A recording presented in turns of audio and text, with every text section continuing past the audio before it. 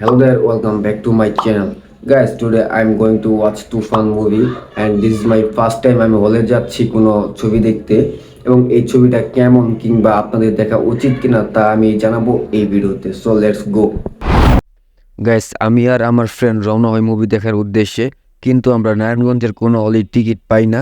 সব হলেই 2 দিনের টিকিট বুকিং দেওয়া ছিল, তাই আমরা গিয়েছিলাম নারায়ণগঞ্জের সবচেয়ে পুরাতন একটি হলে এবং এই হলের নাম হলো মেট্রো হল। এটি নারায়ণগঞ্জের সবচেয়ে পুরাতন হল এবং আমরা সেখানে গিয়ে দেখি মুভিটা শুরু হয়ে গিয়েছিল।